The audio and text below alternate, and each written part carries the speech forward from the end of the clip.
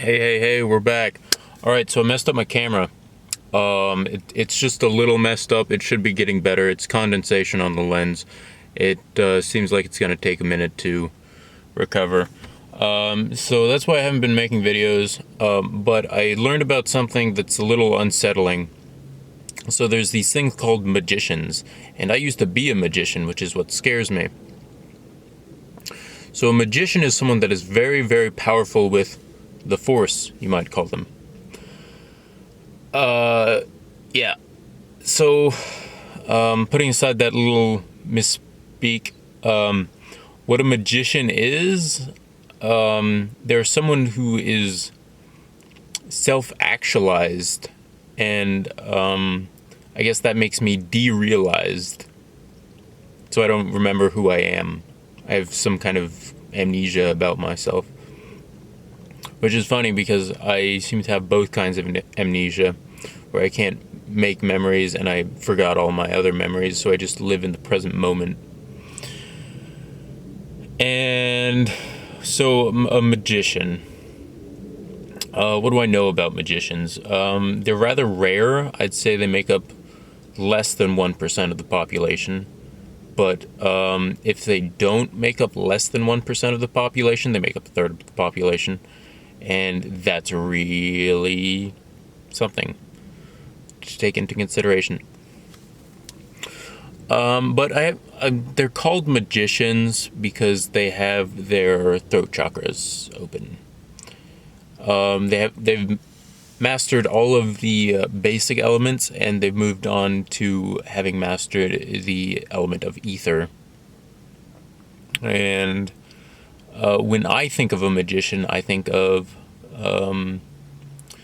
the first tarot card, and then I really start to lose track of what. So this goes back into what I've been talking about on the channel recently, where there's some kind of war going on, and there's combat, and there's domination of others. You know, that brings me. At some point, I need to find my way to Markarth in Skyrim and do the Molag Bal quest line, because that's something I've never done. I've never done the Molag Bal quest line. I'm at the point where I really don't care too much about, I guess treating myself right is what's honest. See, in order to be a magician, you have to have a perfect mind, body, and spirit. And I have fucked up teeth, so I can't really have a perfect body anymore. So I'm kind of out of the game, I guess. And that's what I should be saying. Is I'm out of the game. But I'm like the guru in the Matrix, where like you can come to me in the Matrix and I'll be like, I know things. I bend the spoon, or someone else bends the spoon.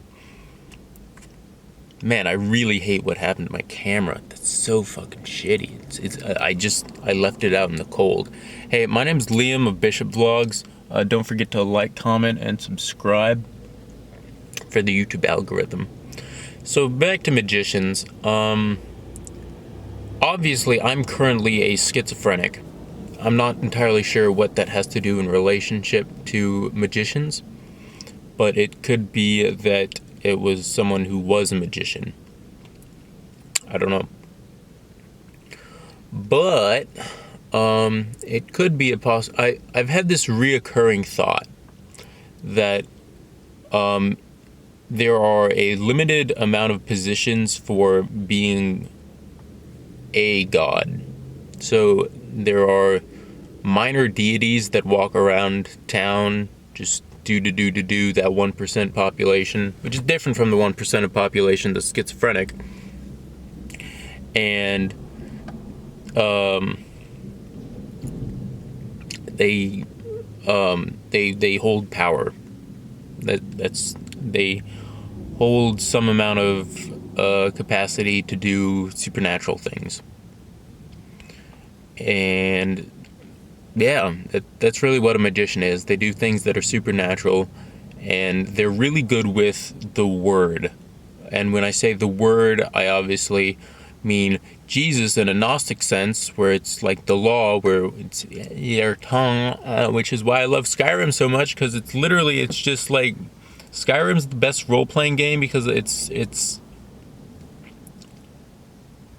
it talks about magic in a realistic sense, where the magic like that you use with your hands in Skyrim is kind of like woo-woo, but the shouting is very so the most important part about Skyrim is the shouting. It's the Greybeards. It's talking with Paarthurnax in Dove. It's when you say a word, it becomes a part of you. That's why you should not speak curses. And I realized that it works in a sort of exponential sense, where the more recently you've said a word, the more like it is to yourself. So if I say something like staff, I'm sitting next to one of those Greek staffs with a serpent around it for a medical symbol, I would become more like what I was talking about. I guess that's a bad example. But, so let's say I speak good into the world. So I say, you have a lovely coat, sir. And I would create more loveliness in the world. I probably need to get a pen and paper and I need a stenographer. I need to pay for a stenographer. That'd be good. That'd be something if I could just pay for a stenographer and have them write stuff down for me at fucking word pace per minute. Alright, but I get exhausted easily. That's the thing about my D&D character spread. The most important D&D character is the first one you make, because that determines your stat spread in real life.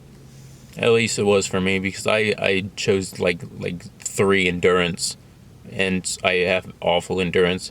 Like, I can run a quarter mile pretty quickly, but it's pretty much just a quarter mile at that point.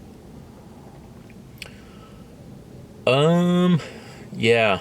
So, remember, there are realistic parts about fantasy, and sometimes it's the magic.